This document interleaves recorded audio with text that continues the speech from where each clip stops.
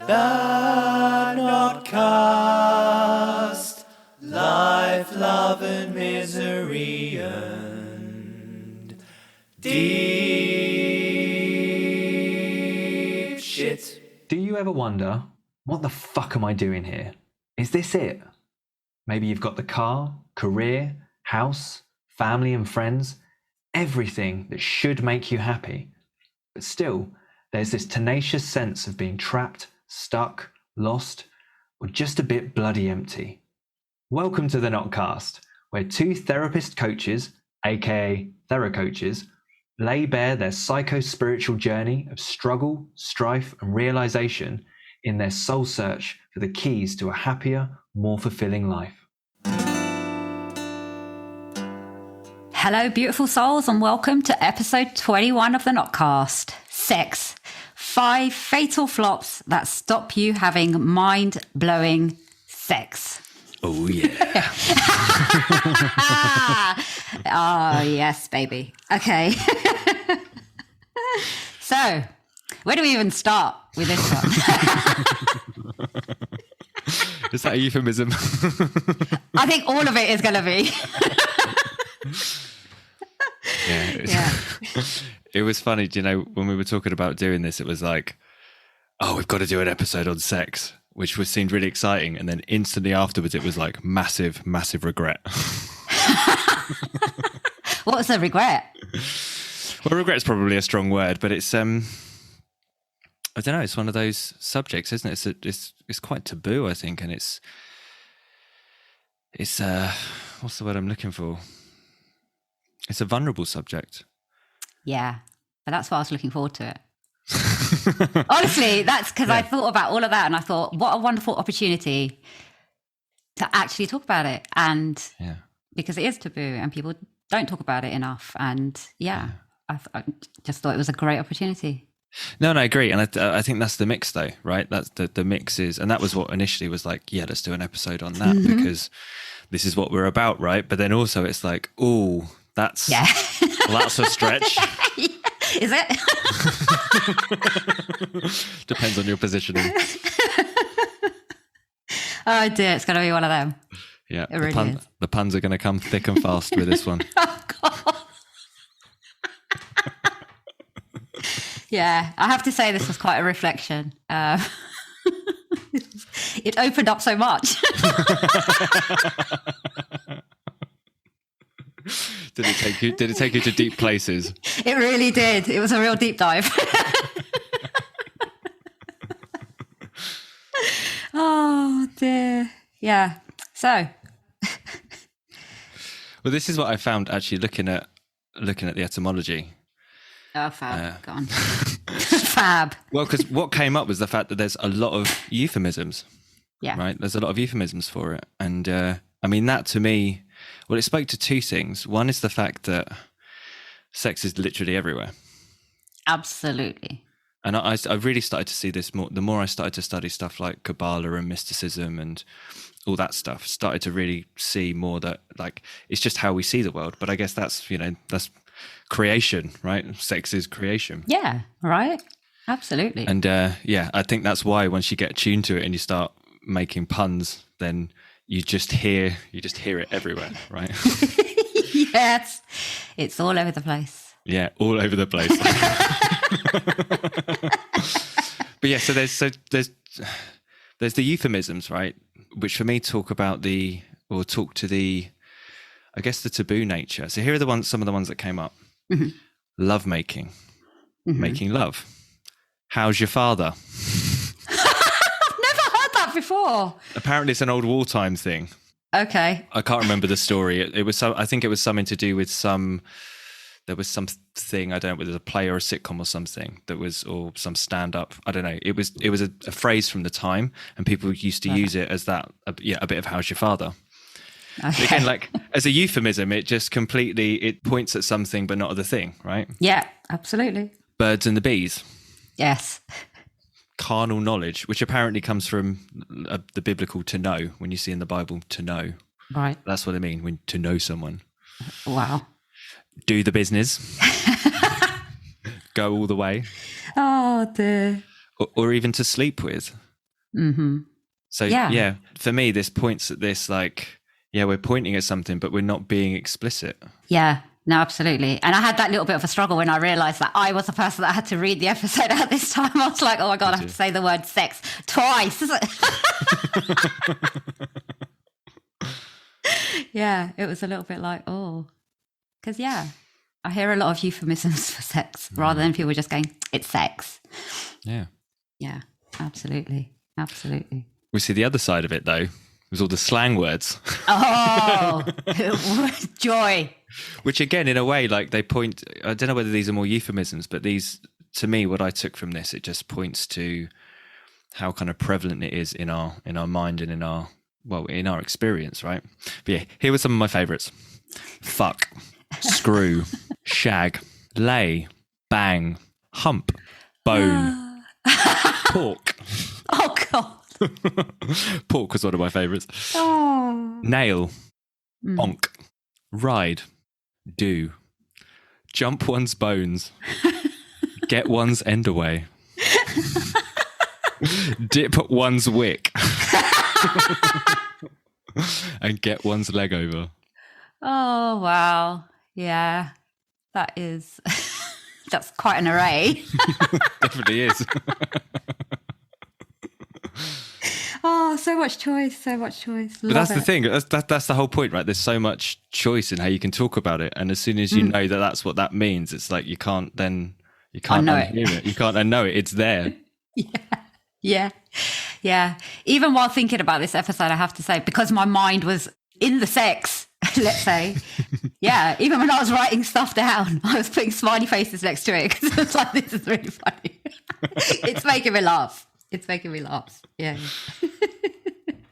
So yeah, I hear that.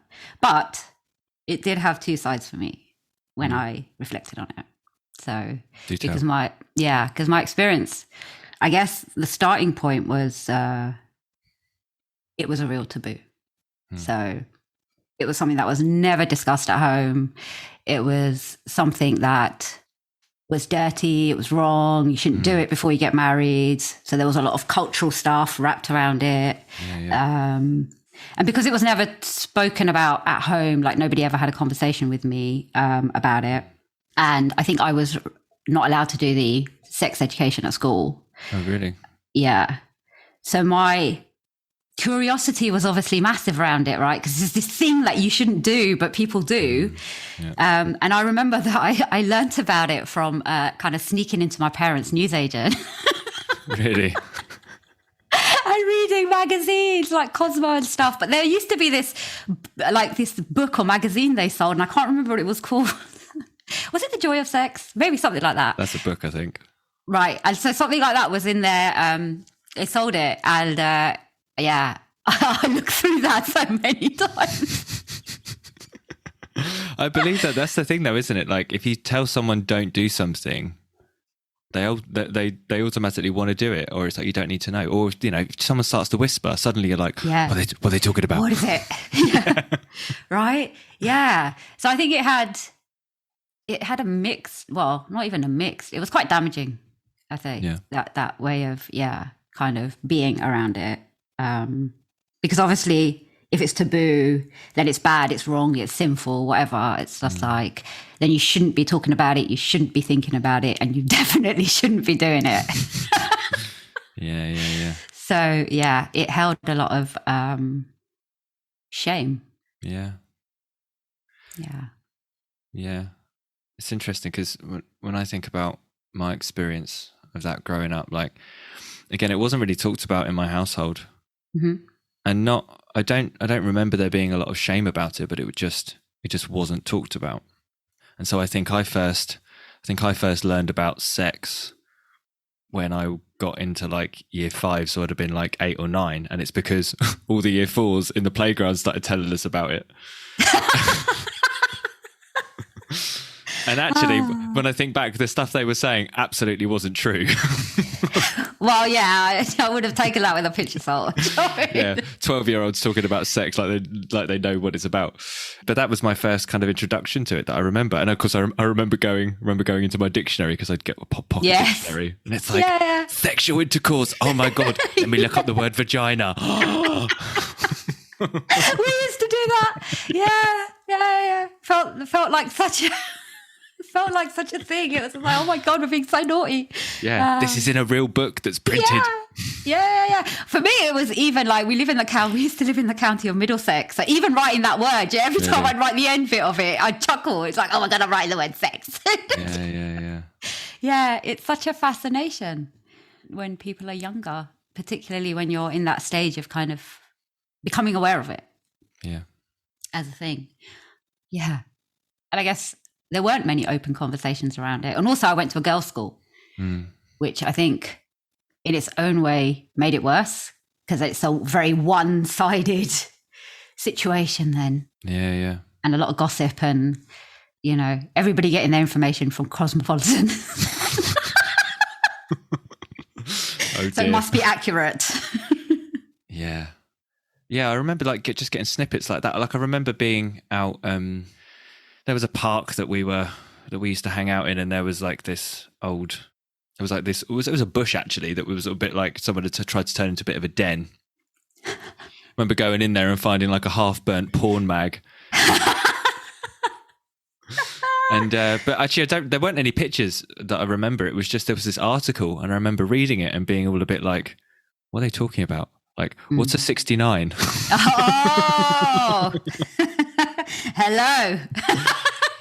I'd got I probably was about 10 or 11 or something. Oh dear. Yeah, it was.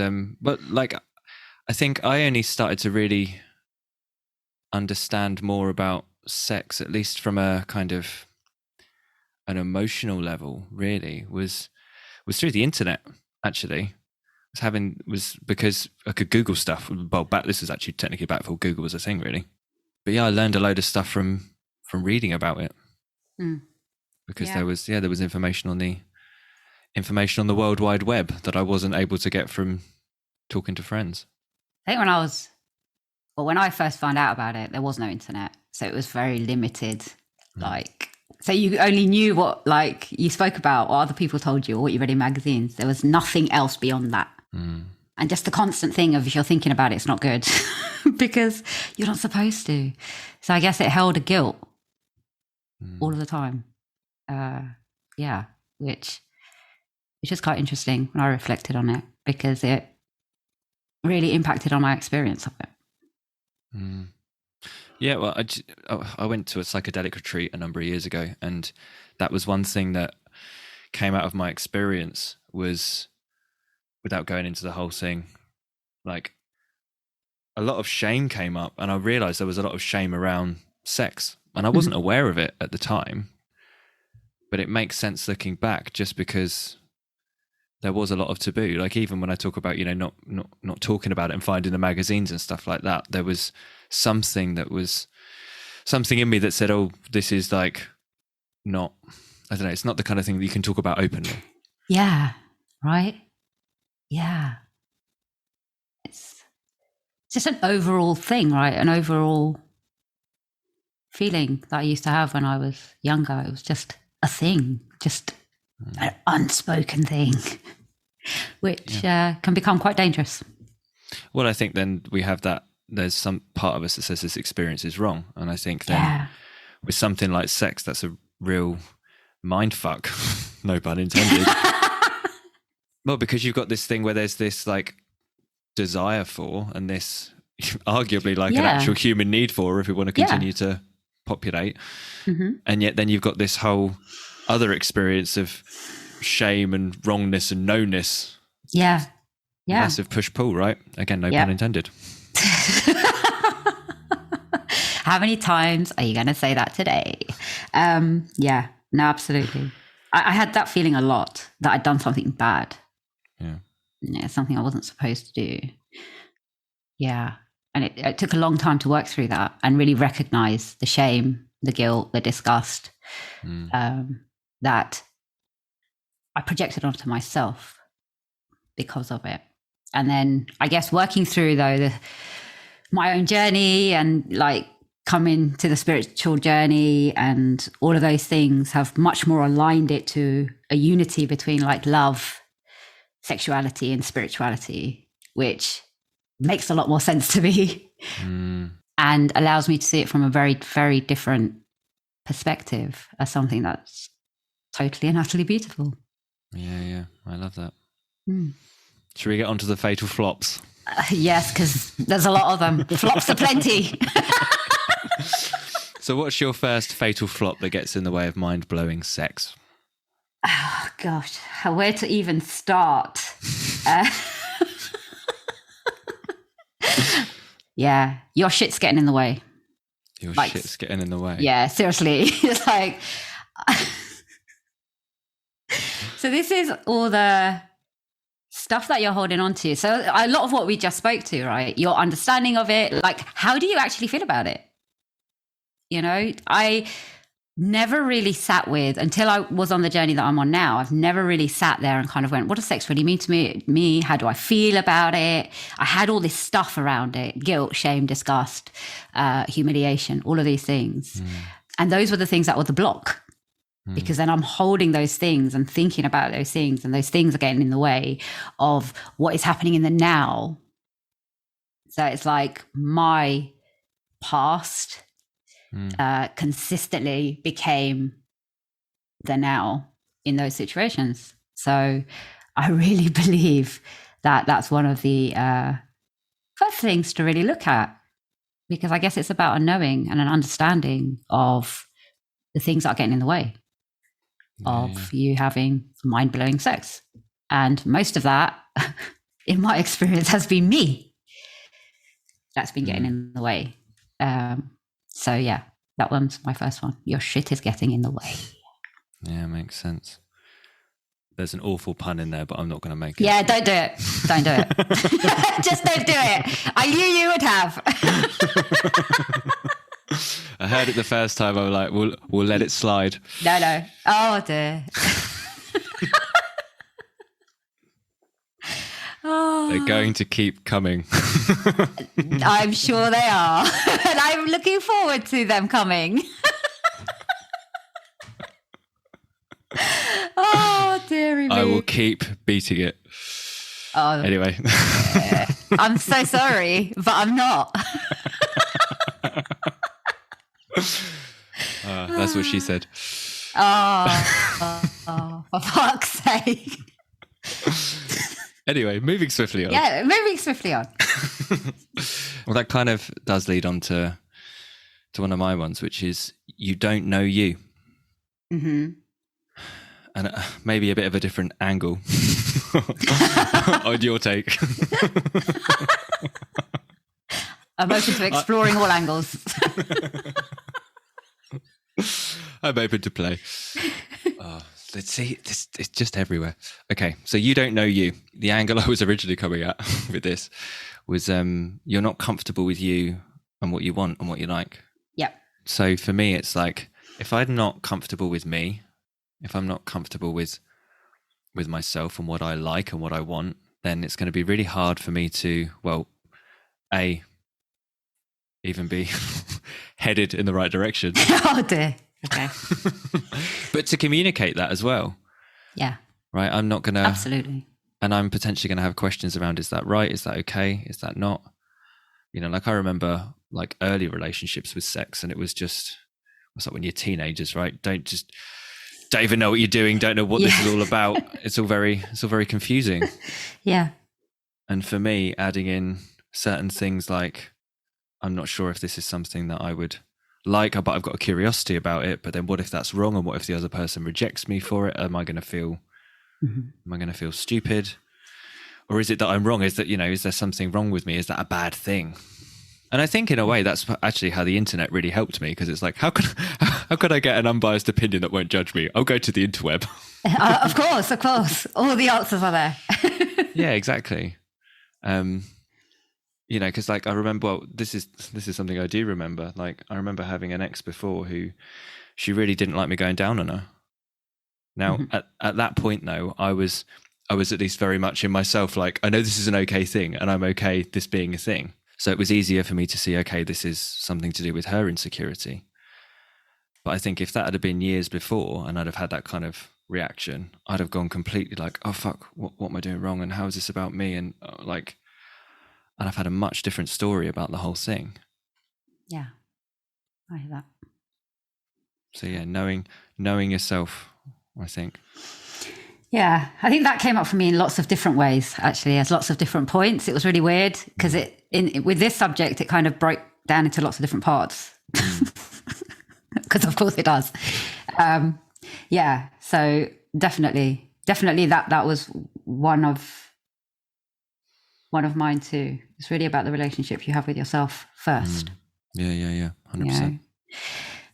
And I guess that does it lead on? Am I going to be one of those? Yeah, I guess, yeah, it does. You can't be vulnerable. Can't be vulnerable. Tell me more. So again, it's about that connection with yourself first, right? And knowing yourself. But it's like you are sharing one of the most intimate things with somebody, which, whether you know it or not, is you sharing your vulnerability. But if you're not okay with your vulnerability, then it's instantly going to become an obstacle. And the fears are going to come up and there's going to be walls and barriers. And I know in those times I've been caught within myself. So then I'm just in my own head. I've got my own story going on and I'm not able to express any of what I want or need or how I'm even feeling. So for me, sex is really about being able to be completely vulnerable and being okay with that. Because otherwise, from my experience, it has been not fully being able to meet the other person at any level and really holding myself back. Yeah.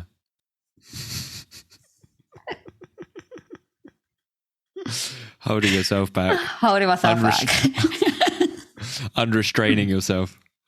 Yes. So to free myself from those shackles, I've needed to allow my vulnerability so that I can be open. Yeah. No, I like that. Makes sense. Well, and that kind of leads on to one of mine, which is you're not laughing. Damn it, that was one of mine. Oh, of course it was. Yeah. I didn't ask how many points you've got. I'm sure it's in the double figures. So yeah, you're not laughing. Mm-hmm. Because for me, laughter is a symptom of connection. Yeah. It's a symptom of trust, of that safety. If we can laugh together, literally with how do I put this? We can laugh together with very little between us. Completely with our clothes off, right? There's nothing. We're exposed. That's the word I'm looking for. Mm-hmm. If we can laugh, then that's showing a great level of safety, trust, and connection. Yeah. And when I think about the sexual relationships I've had, the best ones were when we were able to laugh, when there wasn't this seriousness, and that doesn't. And I don't mean in a taking the piss out of each other kind of thing, and in a derogatory way. I mean being able to have fun with it. I mean, absolutely. I think for me, it's when I was reflecting on it, it's surely that's why they call it foreplay, right? Yeah. Because it's play. Yeah. It should be a laugh. Yeah. In my experience. Yep. Absolutely. Yeah, because my take on it was taking it all too seriously. Really? It was just it's just, and I have been there where somebody else's insecurity is so huge, really, that it's just they're then unable to inject any fun or laughter into it because it was taken as you're laughing at me.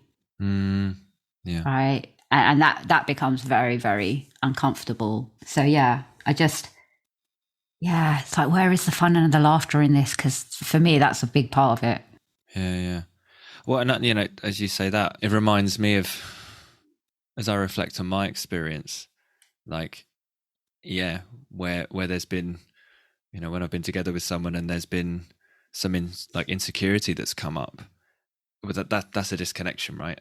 There's this kind of, because there's the fear, there's the self-consciousness that comes up, right? And I think in the past I've tried to make a joke out of it, but it doesn't always go down well. No, it does not.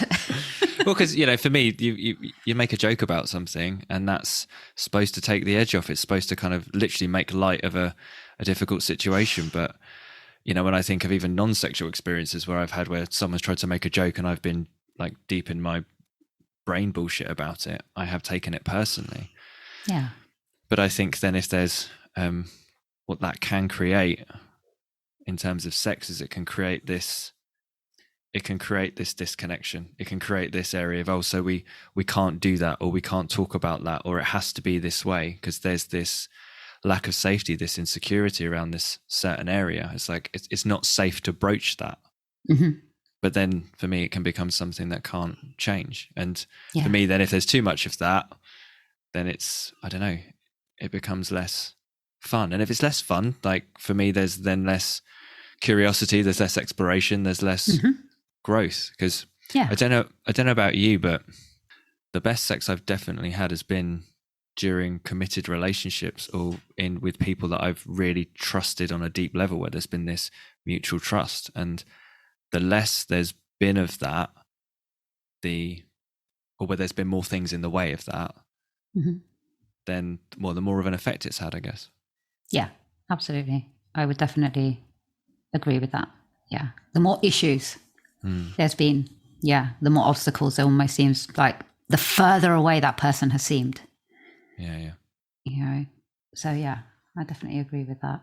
And that leads on to mine. Do tell. You haven't healed the hurt. You haven't healed the hurt. Tell me more. Yeah. Well, from my experience, I had a lot of really horrible experiences.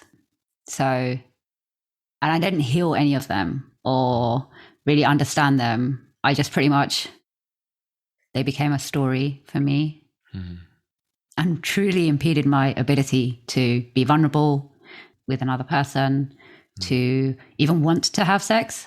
Yeah.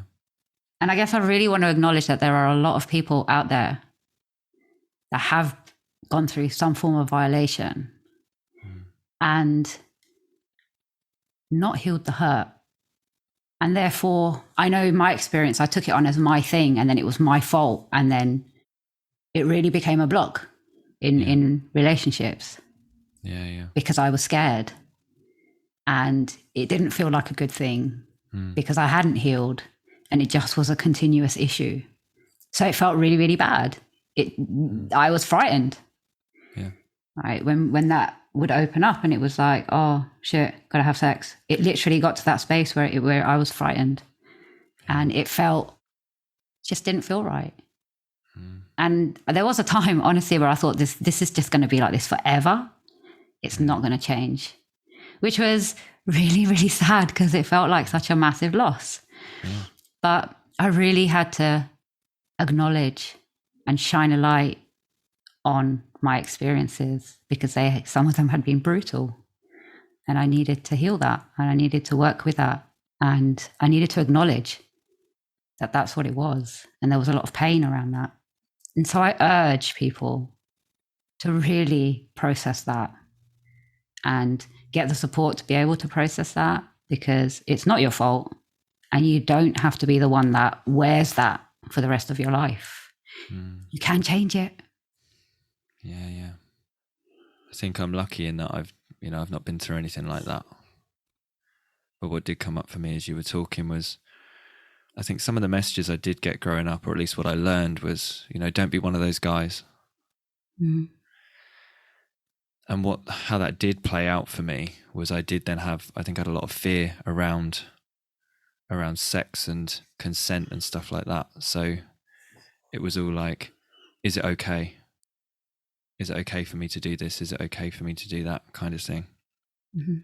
Especially I found if I was with someone who might be anxious or scared or wasn't, really confident, say, then I'm on high alert because I'm like, is this okay? Like I remember going to just even getting into bed and going to sleep with partners before, and just like wanting to roll over and touch them, but being like, is this okay? Like, and having this almost terror. It's like this terror of rejection and upsetting them, and them, you know, like basically getting it wrong, doing something, and them thinking I was this terrible person for, you know, wanting to be close to them. So yeah, like, and that was just old stuff. That was old ideas that I had from old experiences from, you know, whoever knows where, you know. And actually I remember that specifically having a breakthrough with that. There was a partner I was with, and I had this idea in my head, like I was like, well, I can't go the morning after again. Like I just can't. Mm-hmm. And I realize now a lot of that was because I was afraid of, you know, well, probably just not performing properly and getting it wrong and whatever. And I remember her just saying to me, like, that's bullshit.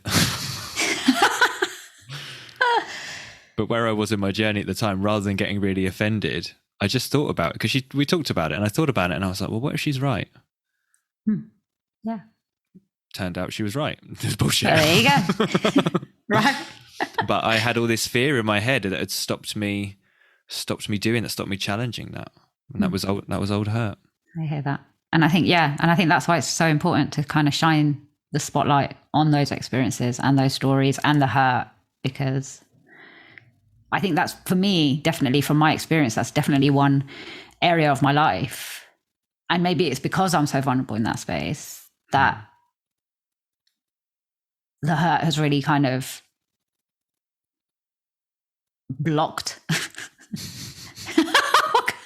I don't even know how to say it. But yeah, it's kind of blocked the fun. Yeah. You know? So yeah. So your go or my go? It's your go. Is it my go? Yes, it is. Lost count. Because see, when I prep, normally I put them all in order, but then we go out of order, and then I'm like, we go out of order. Yeah, well, I'm dragging you into this. Yeah, what the fuck for? Because we're in this together, Ms. Dave. Okay. We don't stick to the order that's in my head, so therefore we're out of order. This is how it works. Again, we. I'm not in your head. I'm not privy to that. Lucky you. Yeah. So, my next one then. You're trying to perform. Tell me more. So this, for me, like, long story short, this cames? Not even a word. This goes back to just a feeling of not good enough, or kind of what I was talking to, right? This fear about getting it wrong or whatever. But it's, you know, when I remember back when I was first sexually active when I was a teenager, it was like, this is something I've got to be good at. So therefore I can't get it wrong. Right. So there was all this, I don't know. I mean, in some ways you could say there's a positive side of that, because it's like, I want to be good at this, and I want to improve and learn. But the other side of it, there was all this anxiety and, like I said, the fear of getting it wrong. So, you know, to be honest, I remember being a bit like a jackhammer when I was a kid. Okay, seriously. No.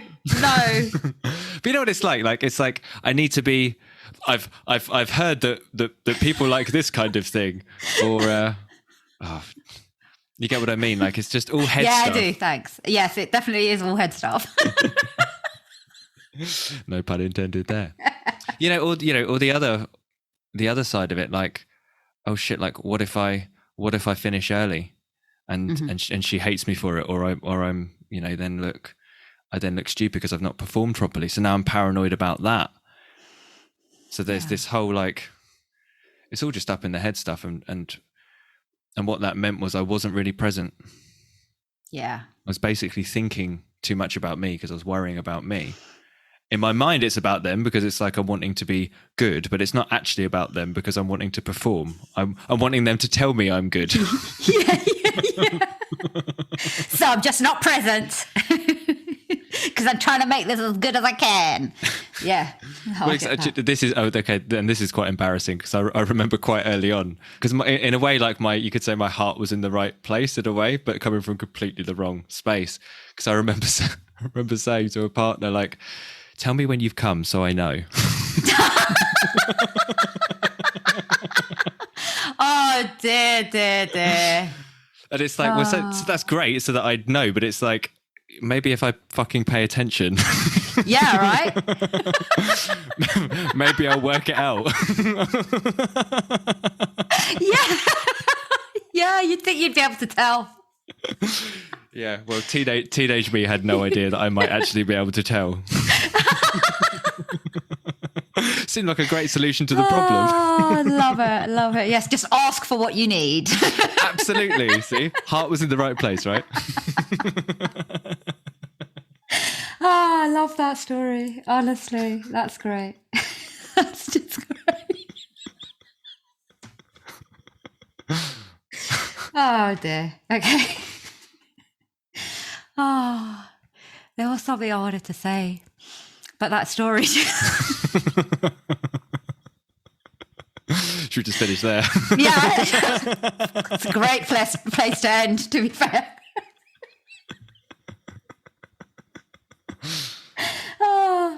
Oh dear. Okay. Let's compose ourselves a little. Don't drag me into this. I'm composed. Really? Composed enough for our podcast. I can't even remember what point that was. Was that your third, fourth? I don't know. 1, 2. I might have 2 left. Maybe we're on the 4th. Okay. So love always features. So no self-love. No self-love. Yeah. I don't think that really works very well. Well, it hasn't in my experience. Me showing up to a situation and having no self-respect, not valuing myself, and kind of then using sex as a way to validate me and my beingness and my worthiness, and this whole thing of it being from outside. So the outside in validation, which never works because obviously it doesn't last very long. Doesn't last very long. Yeah. Yeah. Oh dear. Sorry, just can't get help away from it. Really can't get away from it. But yeah, there used to be a time where it was like, I was just in my head about my own flaws. So then I would just project that onto the actual act of sex. Yeah. So again, like you spoke to, then I'd just be in my head and I'm kind of thinking about, oh, is he seeing this and is he seeing that? And it's like, that's my own shit. Like, Yeah. And so it wasn't enjoyable because I'm just waiting for it to end so that I can stop feeling so ick and vulnerable and, you know, cover up so they can't see me and all the flaws that I'm thinking about in my head for which he might hate me. So it just became a non-experience. And it was quite destructive because there was this projection of paranoia consistently. And I think for me, it's really about the love of self, other, and the relationship. Yeah. And it's that coming together which creates mind-blowing sex. Yeah. And if it's not there, then it's definitely a flop. Yeah. Well, and that leads on to my fourth one quite nicely, actually, which is you're in it to finish.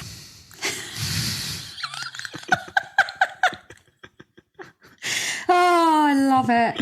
Absolutely love it. And I suppose more particularly what I mean by that is, you know, you're really focused on you. You know, you're focused on your experience. And I suppose from what you were saying, you know, you can split it into two, like in one sense, like it being about me or oneself can be coming from that place of fear. Like I know very much for me when I was like, oh my God, you know, what if this happens or what if that happens or what if she thinks this and what if I wasn't present, so I wasn't really enjoying the moment. I wasn't enjoying the whole process, or at least not to the depth I now realize is possible because I was too busy worrying about shit. Yeah. But the other side of it for me is, I guess you could say, you know, what we won't normally judge is the selfish side. Like if I remember reading an article once, and it was a woman who wrote it, and she said something along the lines of, we know when you're having sex with us versus when you're using our bodies to masturbate. We know the difference. Wow. Yeah. And I was Powerful. like, yeah. Yes. Yeah, exactly. Right. Yeah. And I don't know, that still sticks with me, because I think, yeah, if you're completely in it for yourself, then that's not sex. That is just masturbation, basically. Yeah. Well, and I think, when I think back to booty calls I've had, for example, where I've not necessarily been in the best of places, and it might have seemed like a great idea at the time and something, inverted commas, hot, but actually, has it been? No. When I reflect on it, when I've been in that mindset, or at least at those times when it had been like just for me, Mm-hmm. I didn't feel good about it. Actually, how does that compare to when I've been there for the other person? It's been a more of a union, as it were. Absolutely not. Not even on the same page. And actually, reflecting on how I could be at those times, that's when I would then be flooded with a bunch of guilt. It's like, oh my God, I can't believe I acted like that. Mm-hmm. Do you know what I mean? Yes. So, yeah, I mean, I come back to the point I was making before. Like, for me, I do believe the best sex is when there's that connection and safety and trust. And that is because we're there with the other person. We care about their experience. And I think it taps into our sense of like service in a way. Like, why do people feel so good when they volunteer? Because they're doing something for somebody else. And I really think that's what the balance is when it comes to sex. Like, if I'm there for the other person, I'm then enjoying myself because the other person's enjoying themselves, not there just because I'm enjoying myself. Absolutely. Definitely with you on that. Because I had that as one of mine too. And I called it, "You're only in it for you. Practice the art of giving." Yeah, 100%. Yeah. Because I think that is, because like you speak to, for me, that's like, I get so much from service with love. And I love that. Oh, it's a whole new take on service with love. Yes, it is. Maybe not put that on your website. Hashtag just saying. Now every time, thanks to you, I say that. You're absolutely welcome. Hashtag service with love. Wink. Oh, fuck off. Oh, dear. Oh, no. Okay, moving swiftly on. Ruining marketing campaigns 101. Yes, absolutely. I'm going to go, you're not comfortable within yourself. You're not comfortable within yourself. Tell me more. Yeah. So when I had serious body image issues, it seriously impacted my sex life. And not knowing my own body, not understanding, having zero connection between mind, body, and soul, just completely disassociated from everything. So then obviously I've got no idea what feels good. Like, to myself. How can I communicate that to somebody else? I can't. Right. And it's almost like, I want you to be the person that figures it out. It's like, but I don't even know what feels good, because I'm not connected to myself. I have no connection between, my mind and my body, because I'm trying to disassociate from it. Yeah. So I think not being comfortable in myself has been an enemy to me many a time in an intimate situation. So I really believe taking the time, I have taken the time to be comfortable in my own skin, in just being who I am and sharing that fully without having to hide aspects of who I am. And I feel like this process, a lot of it is really about reflection, right? It's about taking that time to really understand yourself. Because for me, it's like understanding myself deeply means that I can understand somebody else deeply. But when I'm not allowing that within myself, I'm not allowing it in the other either. Yeah. So it's a process of really being comfortable with where you are, because otherwise I find with clients and stuff as well, it's a projection outward. They're projecting that discomfort onto the other person. Yeah. And kind of making it about them rather than owning it. So I think it's really important to have that self-inquiry. I've definitely found that. I mean, when I think about my journey, like, the more comfortable I've become with myself, then the less I've worried about myself when it's come to sex. And so then the more present I've been able to be, and therefore the more kind of focused on that relationship of sex, that kind of that union, rather than, like I said, being in my head and worrying about this and that. Yep, absolutely. And I remember there was an ex I had who struggled with a lot of insecurities and body image stuff, and I could really notice the difference. And sometimes where she was in a good place and it wasn't bothering her, well, we had more sex and things were closer. Whereas then when she was feeling more insecure and things were getting to her, it started to show up there. You know, she was less inclined, or there was more insecurity around it. And yeah, so I do think it does start with that, how comfortable you feel in yourself and with yourself. Yeah. It's almost like, it's like I can't focus outside and inside at the same time. Yeah. Just doesn't work. It's just too much. So I have to feel okay with the inside to be able to put my focus outside. Yeah, absolutely. Yeah. That must be my final one. So my final one is, you're not compatible. Or at least you're not compatible right now. And for me, really, it's just, you could almost say there's two sides of it, but I wonder whether they're the same, because for me, this comes down to the connection, the trust, and the safety.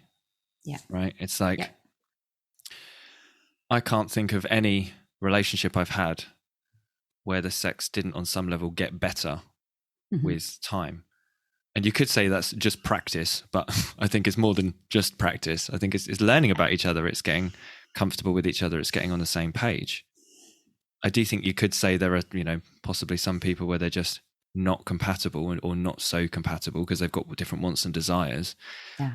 But I do wonder whether that's just a difference of being prepared to go there, having that trust and that safety to step out of the comfort zone or whatever.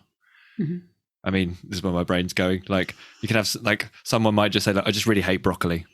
And I've tried broccoli loads of times and I just don't like broccoli, right? But I think most people, even when it comes to something like that, it's like, if you really are open enough, you can learn to love broccoli. I don't know how we got to the subject of broccoli, man. It's on our podcast about sex. Euphemisms, isn't it? In it though. I love it. But yeah, I guess to kind of to land the plane on that, to land the plane on the broccoli situation, to completely mix metaphors. Like, I've definitely been in certain relationships where there seemed to be more sexual compatibility than others, but there's always been a deepening of it, where there's been safety and trust and connection that's been allowed to grow. And so it does make me question then, is it just about that? About, like, is it possible to change things if both are willing? I would say yes, because I had a similar one to that, which was that energy is just not vibing. Need to crank it up. Yeah, baby. Change the batteries. Oh, David, just, oh dear. Oh dear. Trust you to go there. Oh. If I'm not supposed to, I'm there already. Yeah. Absolutely. Yeah, I guess, because connection, you can change connection, and connection deepens. And I feel like when connection deepens, I was about to say the sexuality deepens. But it does. It does. Yeah. Just have to keep pushing further. Yeah. Harder and deeper.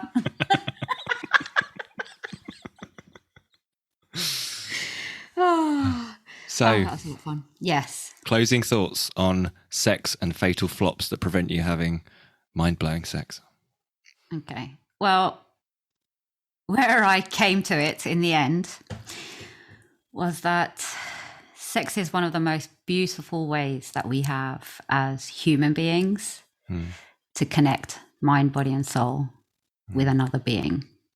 And for me, it's really Like, cherish that Mm. and understand that it is a sacred energy exchange. You are exchanging your energy with someone. Yeah. And for me, that kind of adds a whole level to it and a lot of reverence. Yeah, I love that. I do think more and more it's a spiritual thing. Oh, yeah, for sure. Yeah.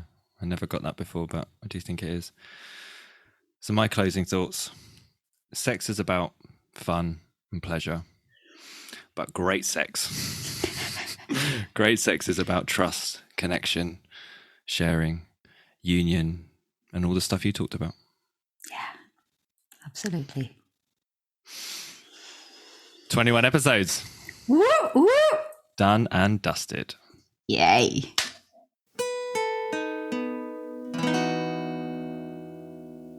You've been listening to the Notcast podcast, Life, Love, Misery, and Deep Shit with your TheraCoach hosts, Amy Dave. and David Bird. Amy is a transformative spiritual and self-love coach and therapist who takes people on a powerful journey towards self-love and personal transformation. She empowers her clients to discover the truth of who they really are, their true purpose, and the truest expression of themselves, whilst enabling them to navigate life and its challenges with ease, grace, and above all, love. Create relationships that rock their world and let go of the toxic shit that holds them back. You can connect with Amy on her Facebook at facebook.com/amy.dave11. That's AMI.DAVE.11. David is a transformative coach and hypnotherapist who guides his clients on a journey of self-exploration and transformation to smash the shit out of their mental stumbling blocks and send their emotional baggage packing, helping them to get back in the driver's seat, create a more powerful, loving connection to life, and unleash onto the world their bright, shining light of authentic give-a-fuckness. You can connect with David at his website, dbch.co.uk. That's dbch.co.uk. The Notcast.